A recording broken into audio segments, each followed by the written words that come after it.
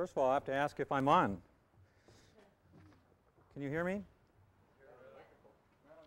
Not on the mic. Are you wireless? Just make sure the switch. You want to see if it's on?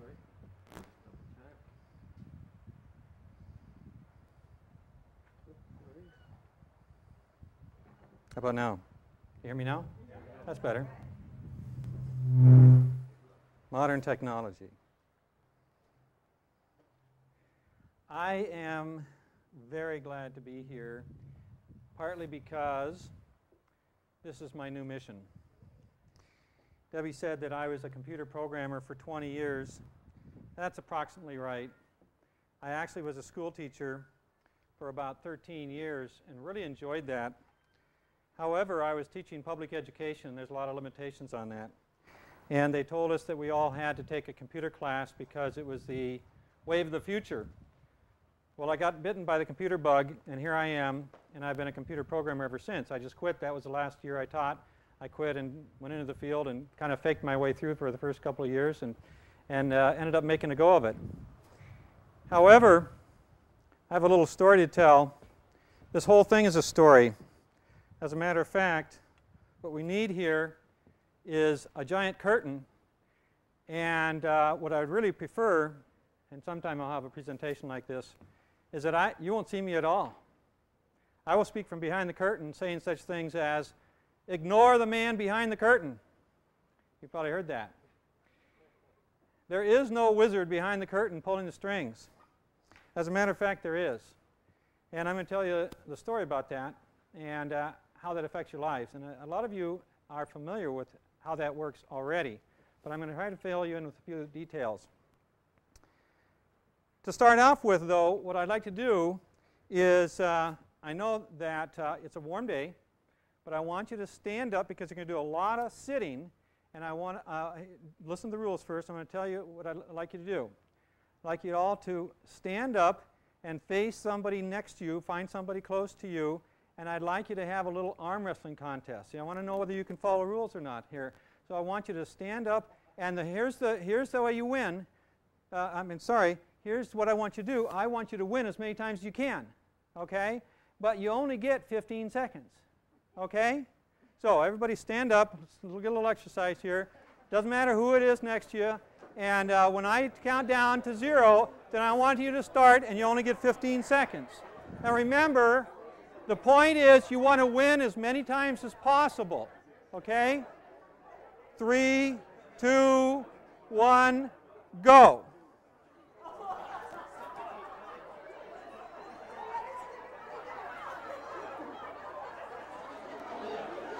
Okay, time's up. Stop. I just want to get this mic a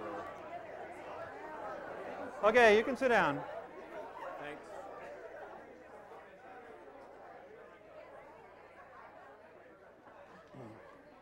I didn't tell you could sit down in your own chairs.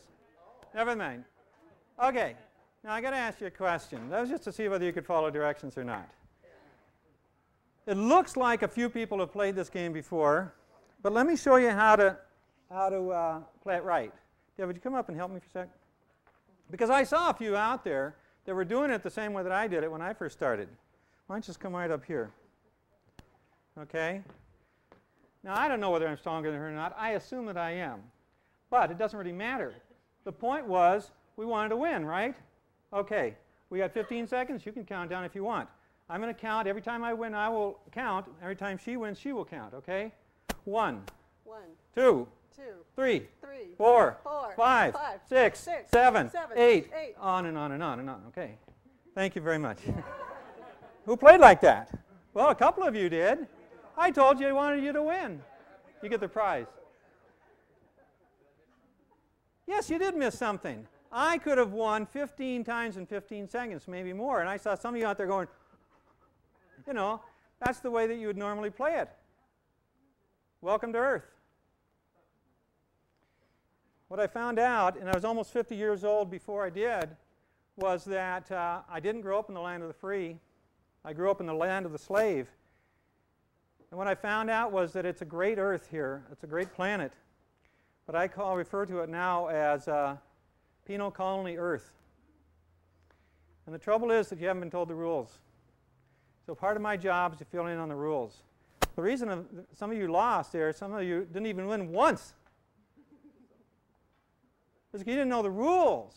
The real rules were you can win as many times as you want, but you just have to cooperate with the other person so they win too. The powers that be have done a wonderful job of keeping us in the dark. It's my job to lift the veil a little bit. I'm one of many, and I applaud Wes for having this festival, and I charge you not only when you go home for the rest of this month and the rest of this year until next one, to bring at least one more person with you next time, because we have a big job.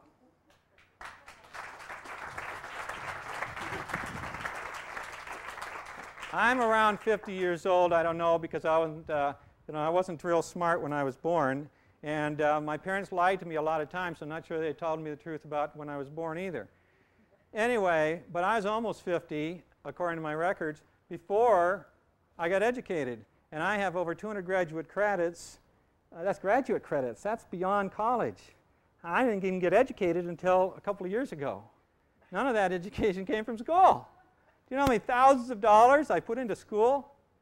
Whew, I can't tell you. What if you went to Harvard for 4 years at $20,000 a year or whatever it is, or Princeton or whatever, and you spent $20,000, $30,000 a year plus board and room and all that? You could put $50,000 a year, put $200,000 into four-year college education, and you come out an idiot in terms of what you really need to know in life. I mean, it's really true.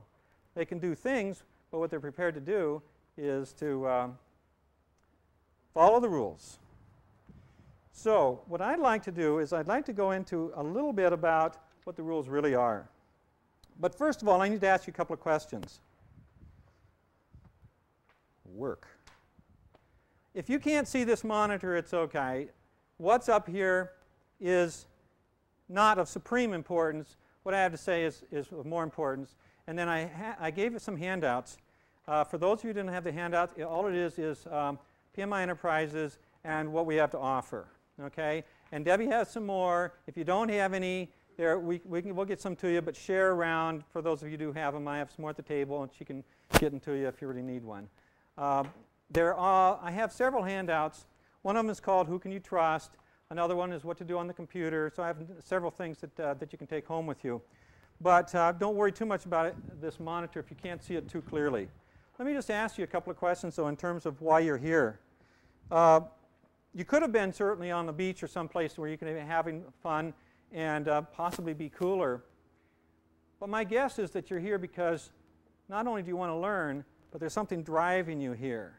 There's something inside that says, there's something not quite right. You know, there's something wrong about this picture, and I'd like to learn more about what I can do about it. Maybe you just want to socialize. I don't know. I hope that you're here so that you can go back and you can be an absolute banshee for freedom. Now that's my hope, because we need all the helpers we can get. But regardless of what the reason is that you're here, I'm going to inform you anyway. If I can. Come on, let's go. Well, I guess what you have to ask yourself is, what do you want in life? Now, when I was born, I had no idea. Maybe. I had a run-in with my mother not too long ago. And we were talking about me being born. And I said my spirit was so strong that she had no choice. See, my belief system is that the spirit lives on forever. And your spirit has acquired that body that you're sitting in. It's just a body. Okay, we learned in chemistry about dissociation. And your body will dissociate. The molecules go elsewhere in a few years, maybe 100 years. But the spirit lives on, and that's what I believe. And so I think that there is a spirit in you that drives you to be here, that makes you sit there and pay attention and perhaps buy materials or read books or I don't know what. Even go out and make other speeches to other people or gather together groups or whatever you do. But there's a spirit inside of you that is gnawing at you and saying, I need to be there. I need to do something. I need to hear. I need to learn, whatever it is. I want you to imagine that you are in a hospital. You had a big accident. I don't know, you're a car accident or something. You're sitting in a hospital bed, and you're in a coma, but you wake up. When you wake up, you find out, I don't even know how you'd find this out. You find out, first of all, though, that they had to amputate your arms. Both of them, right here. Second is they had to amputate your legs, right here. You got no arms, no legs. Third, what's next? You're blind. Oh, yeah. Fourth, sorry, you're deaf too. And no, you can't speak.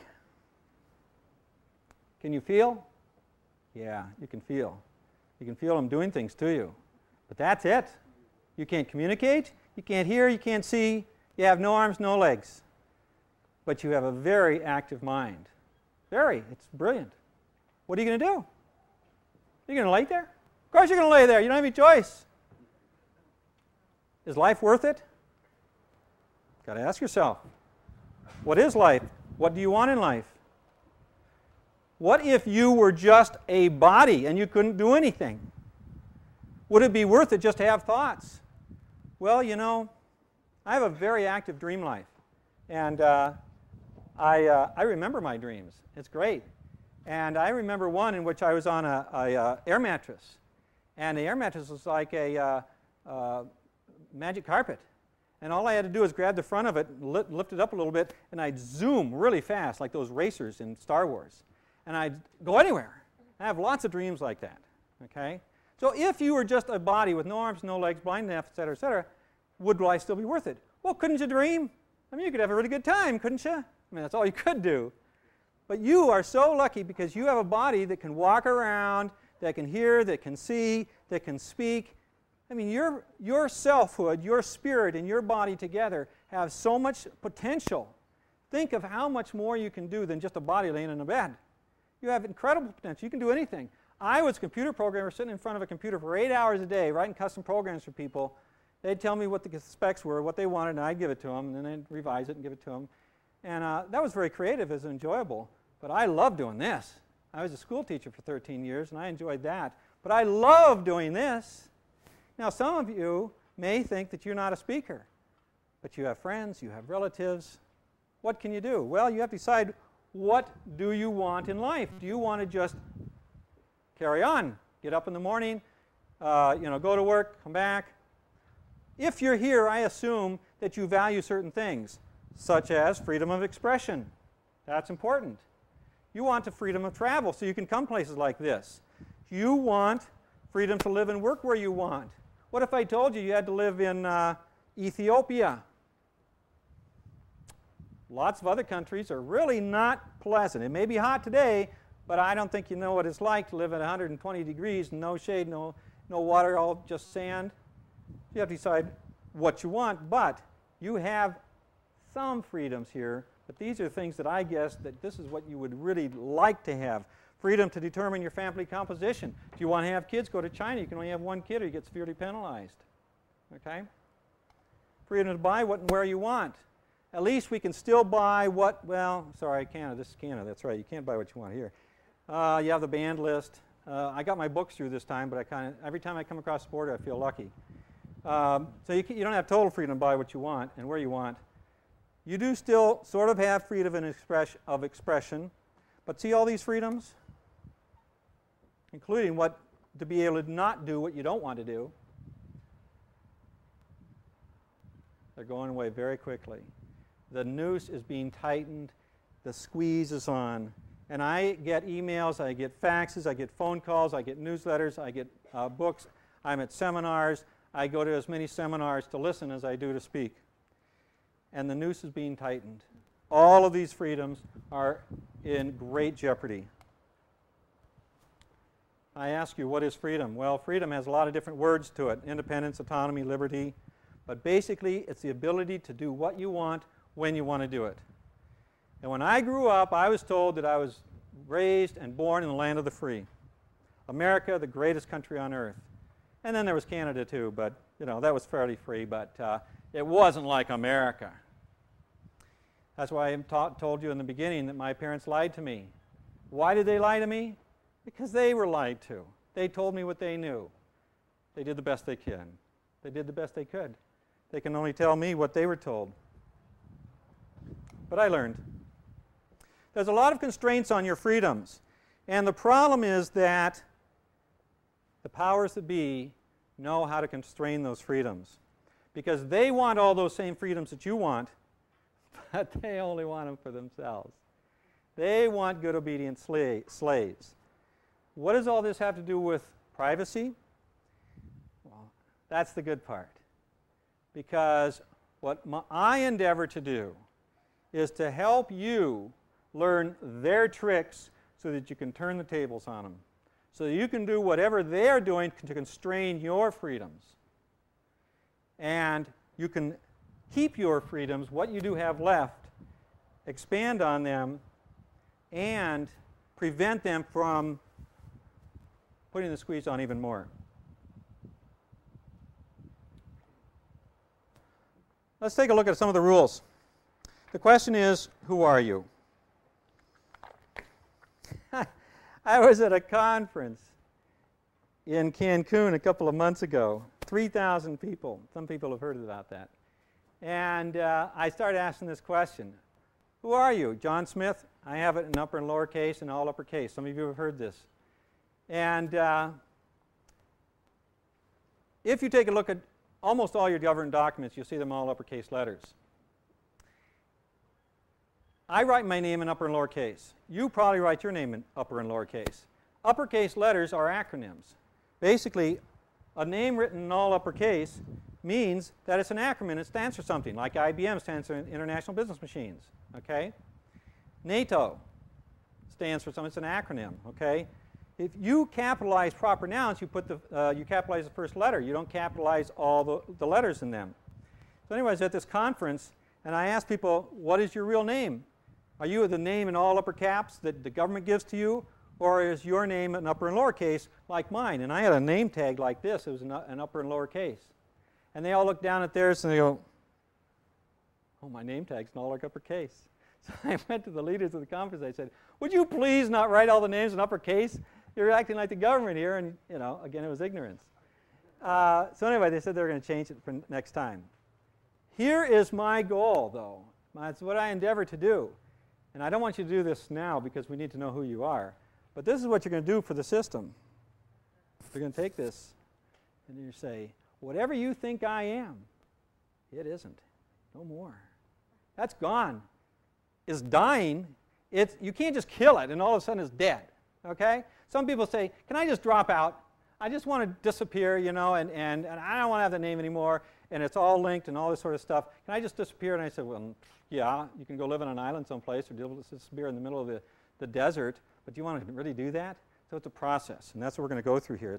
It's a process of your old self disappearing and acquiring a new self. Whether you want to acquire a new name, it's up to you, but you want a new self. The all uppercase name is what we call a legal fiction. The definition of legal fiction is a presumption of fact. Okay? You're going to hear about this from a few other speakers too. But a legal fiction is something that is presumed to be true. Now the government, whether it's Canada or the United States, many other governments, use fictions to describe real people. You see, they really cannot interact with human beings. They are not one. They can only interact with other types of corporations or fictions or entities that they know of, and that is not human beings. So they create a fiction and give it to you, and you accept it, and then they address humans that way. Let's take a look at the definition of assume. Assume means to take responsibility for, to pretend or accept without proof. Then in the dictionary it says, see assumption. Assumption, okay? Assumption means to formally transform someone else's debt into your own. Well, why would they talk about debt? The reason is because we have all operated under assumptions.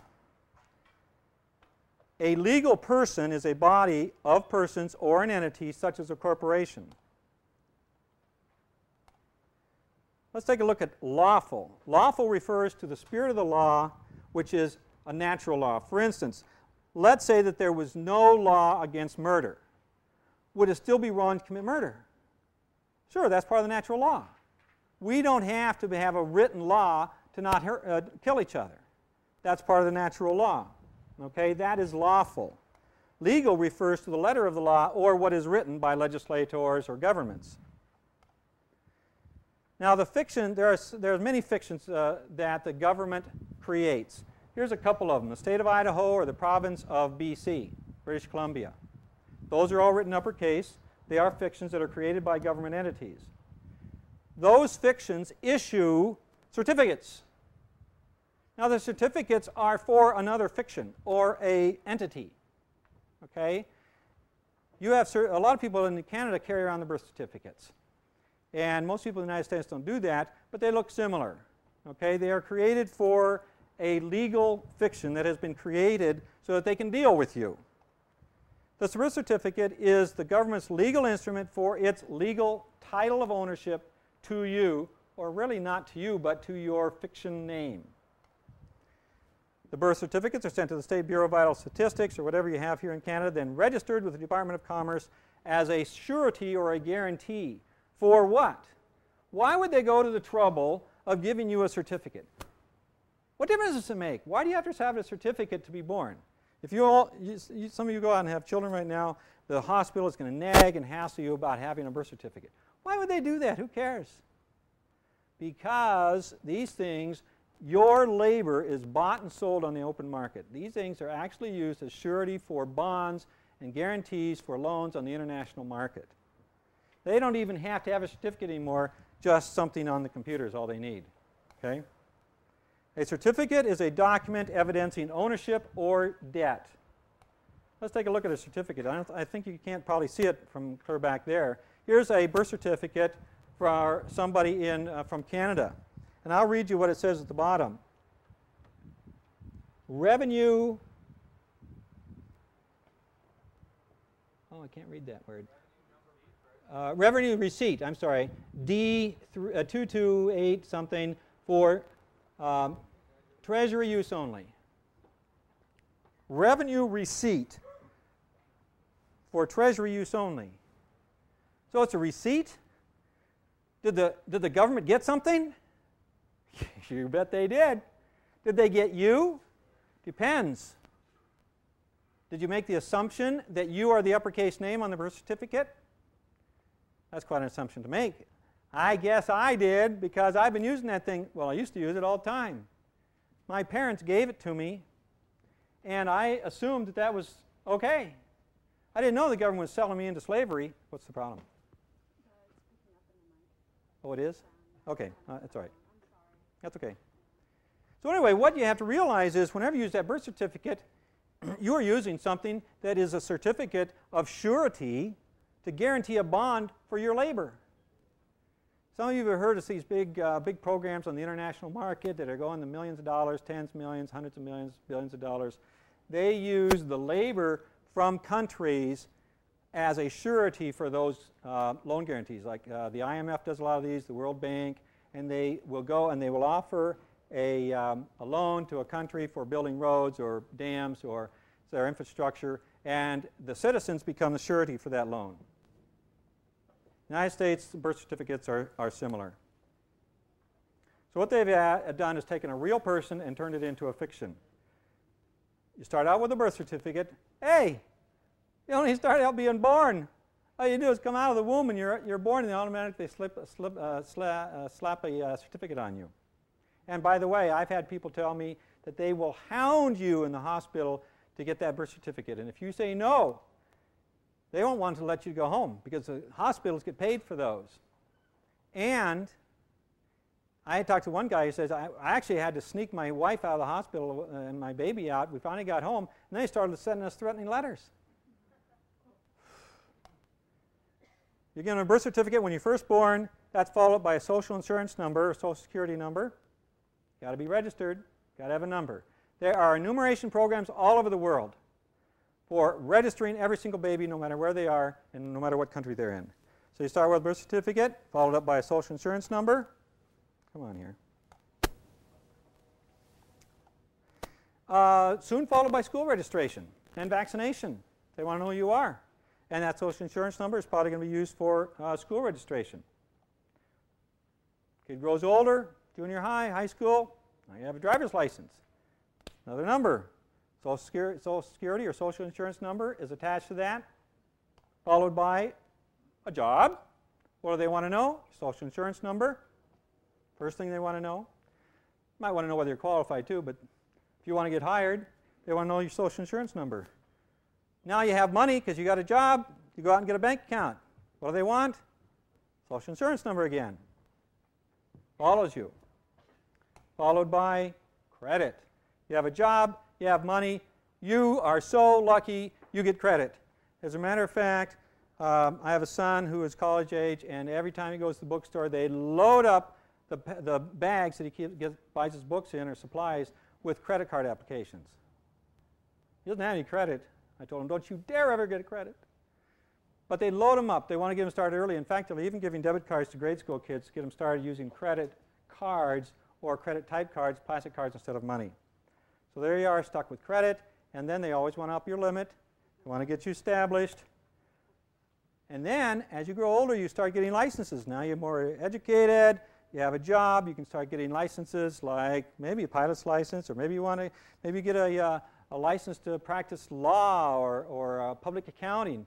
So there's always more licenses, more numbers. Your social insurance number is going to follow you throughout all of these. And what does it lead to? Basically, the government corporate slave. That's what they want.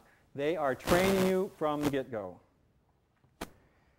What you need to remember is that your dossier, which is built up on you from the very moment you were born, means their control. That is how they gain control over you, because they know everything about you. I want you to imagine that nobody else is here.